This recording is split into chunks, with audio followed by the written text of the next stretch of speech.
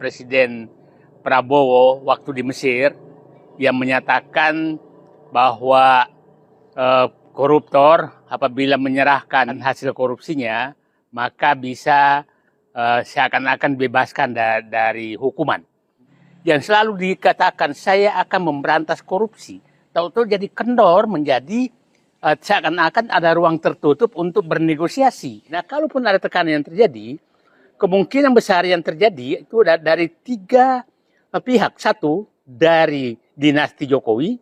Dua, dari oligarki. Dan tiga, dari menteri-menteri yang yang masih terkait dengan korupsi, kasus korupsi yang belum dibuka.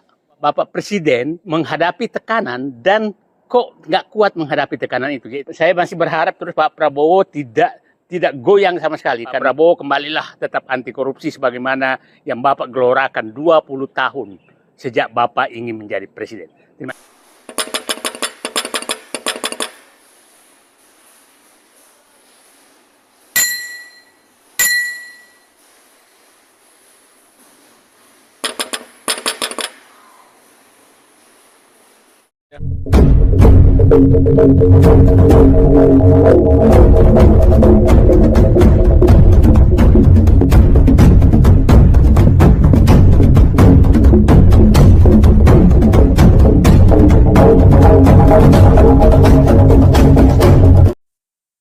Bismillahirrahmanirrahim. Assalamualaikum warahmatullahi wabarakatuh. Saudara, dengan saya Edi Mulyadi dari Forum News Network FXN Bank Channel. Apa kabar teman-teman sekalian? Sehat-sehat walafiat ya. Kita selalu berdoa kepada Allah sebagai zat yang maha pemberi, yang maha pengasih penyayang, agar Allah memberikan kita satu kesehatan. Alhamdulillah, amin ya.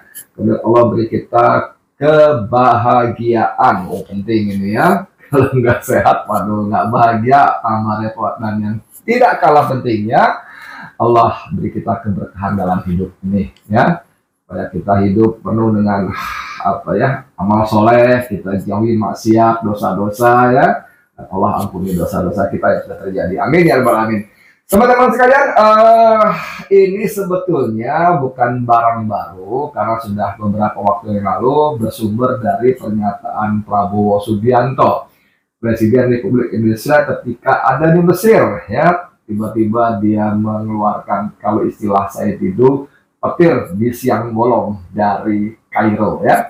Gimana tidak ketika tiba-tiba dia mengatakan bahwa koruptor yang mengembalikan jarahannya maka akan diampuni, ya. Tapi diam-diam saja supaya nggak ketahuan. Wah, sebelum panjang lebar ini kutipan video Prabowo Subianto di Kairo soal itu. Silakan. Hai para koruptor atau yang merasa pernah mencuri dari rakyat, kalau kau kembalikan yang kau curi, ya mungkin kita maafkan. Tapi kembalikan dong.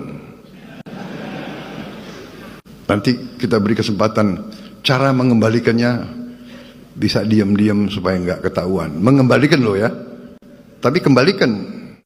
Nah teman-teman sekalian, repot kan? Memang kalimatnya seperti itu, susah dibantah lagi walaupun sejumlah menterinya sibuk klarifikasi. Bahkan Prabowo juga kemudian membuat penjelasan tambahan. Bukan seperti itu maksudnya, ya. Kalau orang sudah tobat mau gimana? Nah, kan ajaran agama kita terima, tapi kembalikan uang yang kau curi itu. Susah lah ya, susah. Pembenaran tetap susah ya. Mau dibungkus dengan dalih itu, ini itu tetap susah. Nah, kita tahu juga Profesor Mahfud MD dan sejumlah kalangan juga memprotes keras pernyataan Prabowo seperti itu, karena mereka orang yang paham hukum itu mengatakan bahwa walaupun barang jarahannya, barang curi yang dikembalikan tetap tidak bisa menghilangkan unsur pidananya, ya. Dan sayang sekali kemudian para herdernya Prabowo sibuk membantah-bantah, bahkan secara khusus Habibur Rahman, Ketua Komisi 3 DPR kalau nggak salah, mengeluarkan kata-kata keras yang sangat tidak etis dengan mengatakan bahwa Mahfud MD orang tidak berguna, orang gagal yang tidak perlu didengar. Oke, kita abaikan saja para badut-badut politik Senayan itu, ya. Teman-teman sekalian, kita tahu kemudian Muhammad Said Didu, si manusia merdeka, juga membuat video khusus soal ini dan lumayan viral, ya.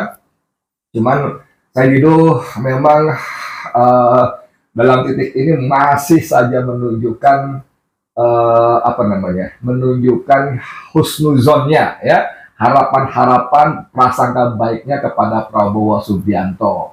Dia berharap bahwa Prabowo, di ujung videonya kan, dia berharap bahwa Prabowo Subianto tetap menjadi orang yang anti korupsi seperti disuarakan, digelmakan sejak 20 tahun yang lalu ketika dia menjadi presiden, bahkan mungkin ketika mau menjadi wakil presiden Megawati dan terus dan sebagainya sampai 2024. Kemarin pidato-pidatonya masih anti korupsi.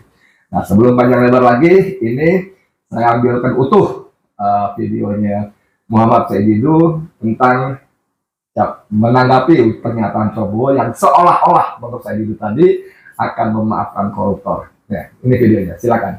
Assalamualaikum warahmatullahi wabarakatuh. Minggu ini rakyat Indonesia dikagetkan dengan pernyataan Presiden Prabowo waktu di Mesir yang menyatakan bahwa koruptor apabila menyerahkan, intinya demikian, apabila menyerahkan hasil korupsinya maka bisa seakan-akan bebaskan dari hukuman. Nah, yang problem adalah pada saat yang sama menteri-menteri dan DPR langsung menyambut dengan perkataan yang seirama. Menko Hukum dan HAM, Prof. Yusril Iza Mahendra, itu menyatakan bahwa memang manfaatnya lebih bagus menyelamatkan kerugian negara. Bahkan Prof. Yusril Mahendra malah menyatakan ingin membebaskan, mengusulkan agar pecandu narkoba nggak usah dihukum lagi. Jadi memang betul-betul mengagetkan. Yang kedua, Menteri Hukum langsung menyatakan bahwa memang ada rencana seakan-akan walaupun sudah dibantah semua kembali termasuk Pak Prabowo, ada rencana lebih mengutamakan pengembalian uang dibanding dengan pidananya. Nah, saat yang sama Prof. Mahfud MD dan beberapa pihak, banyak pihak memprotes bahwa nggak bisa, itu pidananya tetap harus walaupun dikembalikan uangnya, pidananya tidak hilang. Nah, karena pernyataan Prof. Mahfud MD, keluarlah pernyataan sangat keras dan sangat tidak etis menurut saya dari Ketua Komisi 3 DPR, Habibur Rahman, yang menyatakan langsung menyerang pribadi Prof. Mahfud MD. Menyatakan bahwa Prof. Mahfud itu orang gagal, nggak usah didengerin. Nah, ini membuat kita semua menjadi was-was. Karena satu, ini suara dari partai penguasa semua nih, Gerindra nih, terkuat Yusril.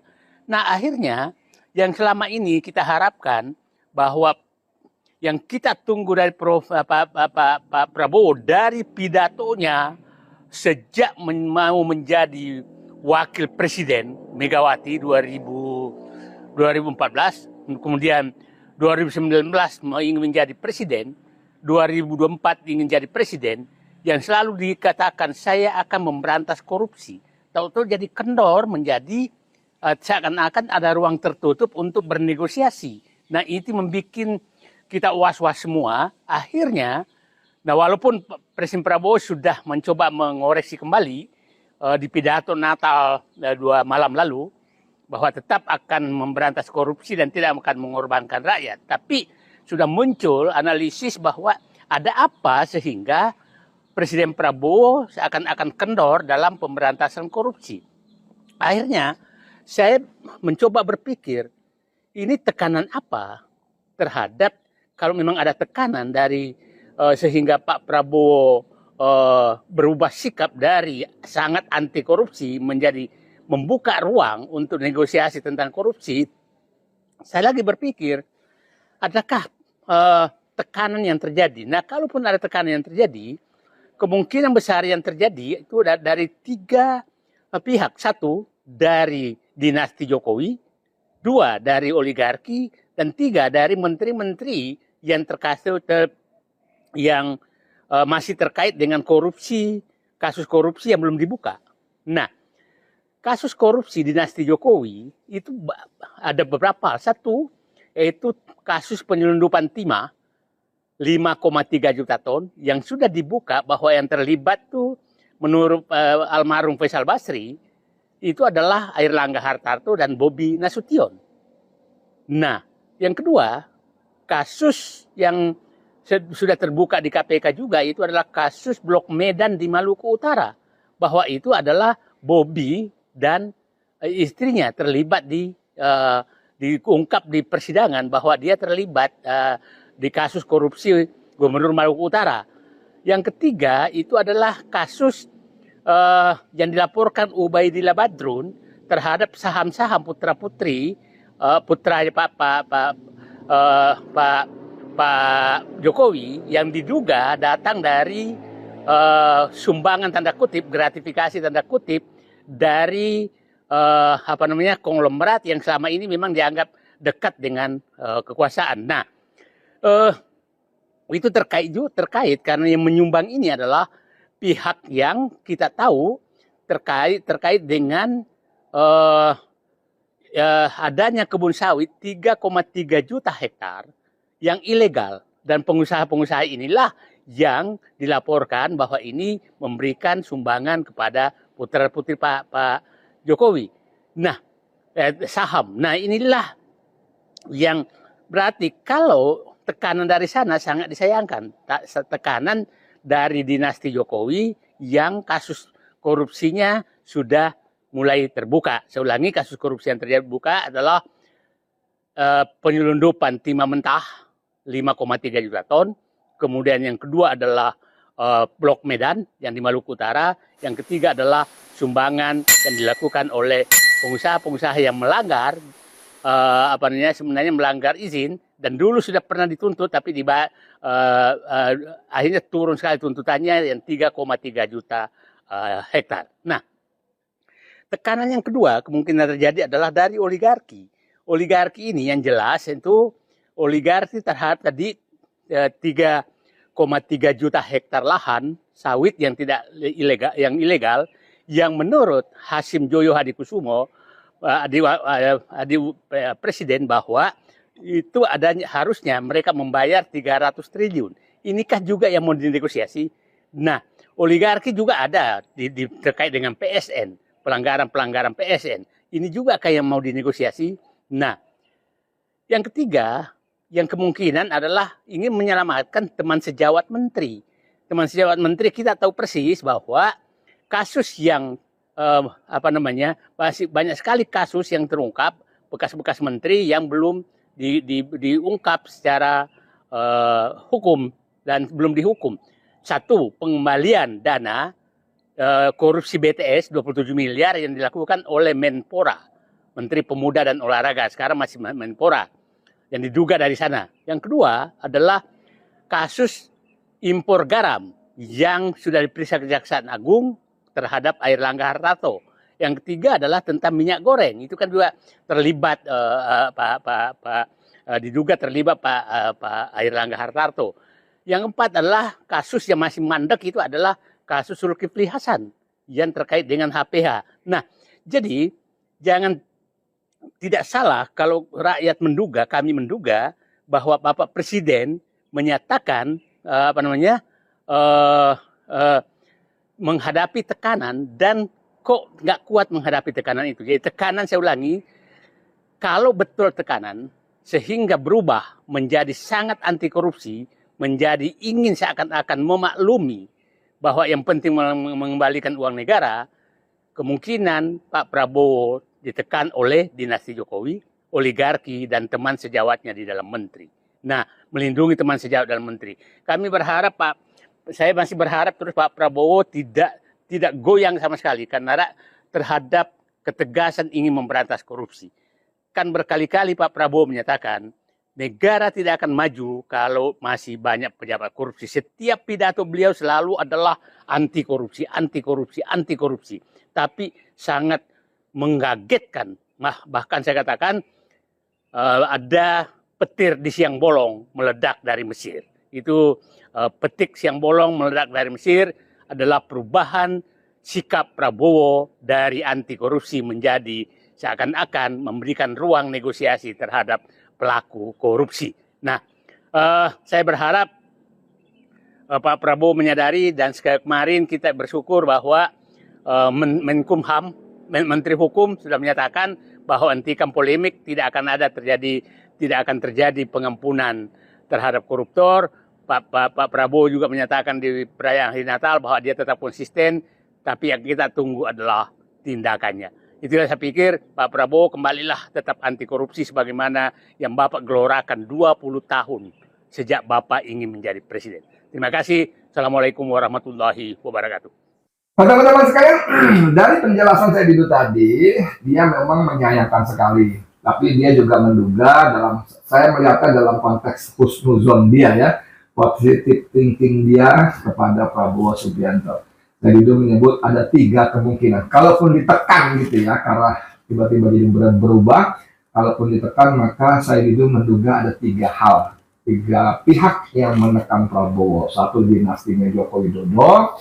Kemudian yang kedua ada para oligarki, dan yang ketiga adalah teman sejawat para menteri. Penjelasannya cukup detail dari saya Didu tadi ya, cuman saya menilainya bahwa seperti juga saya Didu katakan tadi, kalaupun ada tekanan kok bisa ditekan gitu ya. Kok bisa ditekan? Saya tidak ingin jelaskan uraian saya Didu tentang bagaimana dan kenapa dinasti Jokowi menekan Prabowo Subianto dalam hal pemberantasan korupsi agar lunak, agar kompromi, negosiasi, ada deal-deal. Begitu juga dengan para oligarki yang disebut-sebut saya Didu dan termasuk dari kemungkinan para koleganya. Nah, menurut saya 3-tiganya ini nggak masuk akal ya. Seperti juga saya Didu mengatakan kok bisa ditekan ya. Pertama, nggak masuk akalnya adalah bahwa Jokowi itu siapa? Mantan presiden, dan itu sudah selesai, sudah tuntas masa kerjanya. Dan kalaupun dia menekan Prabowo, kan presidennya Prabowo. Dia punya kuasa. Dan kalaupun misalnya seperti kata mantan penasihat KPK 2 periode ya, 2005 sampai 2013, Dr. Abdullah Hehamahua ya, bahwa Prabowo punya 2 kasus di KPK, satu food estate satu impor alat senjata, utama alutsista, yang kedua food estate. Misalnya karena itu ya, kemudian Jokowi bisa menekan. Menurut saya juga nggak masuk akal.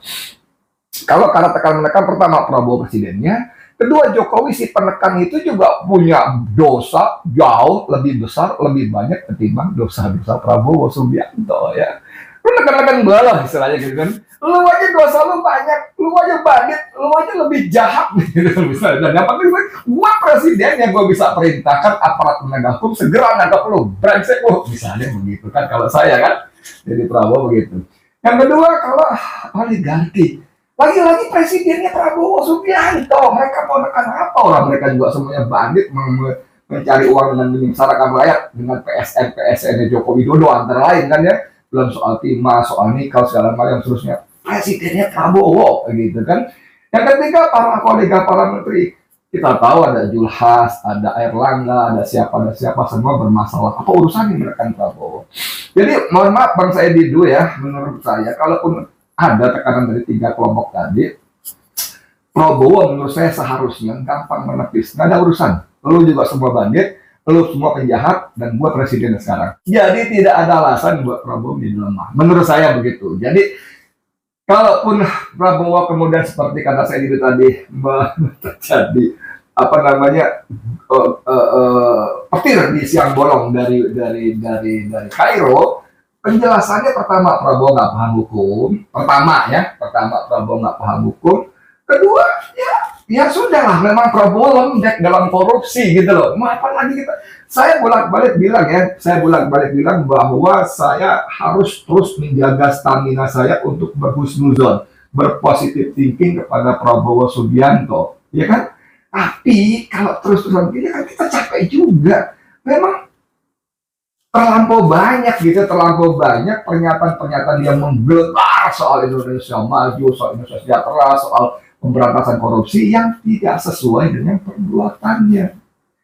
Sebetulnya Prabowo menurut saya, apalagi para menteri dan begundal-begundalnya, tidak terlalu sibuk membantah-bantah, mengklarifikasi, menjelaskan, menjustifikasi segala macam apapun namanya pernyataan Prabowo di Kairo. Nggak perlu. Rakyat terlampau pintar, bahkan setiap bantahan, setiap klarifikasi akan menjadi peluru baru untuk nembakin Prabowo dan kabinetnya.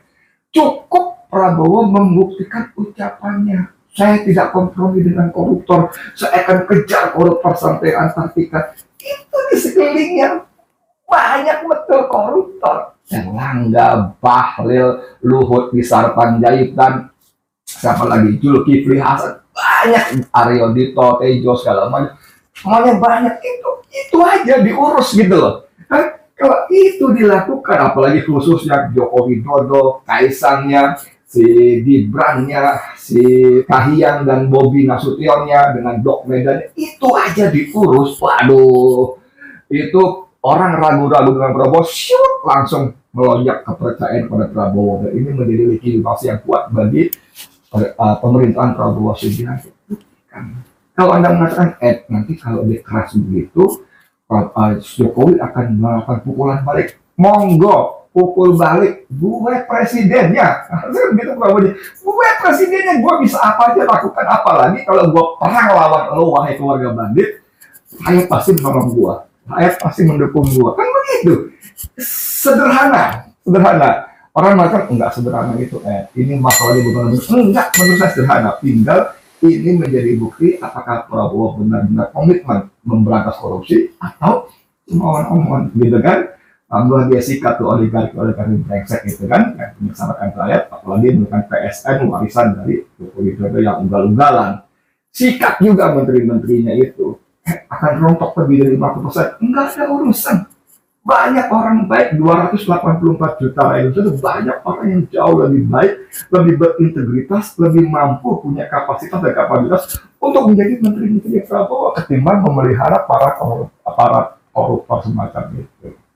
Ya, Prabowo Subianto gampang, jangan lembek seperti hadapan saya dulu, bangkitlah, jadilah memberantas korupsi yang bersemangat seperti selama 20 tahun terakhir Anda suarakan. Stop omong-omong ya, gitu ya. Teman-teman sekalian setuju ya? Oke, gitu dulu. Terima kasih banyak, saya Edi Mulyadi untuk KPTN untuk bisa lebih baik. Assalamualaikum warahmatullahi wabarakatuh.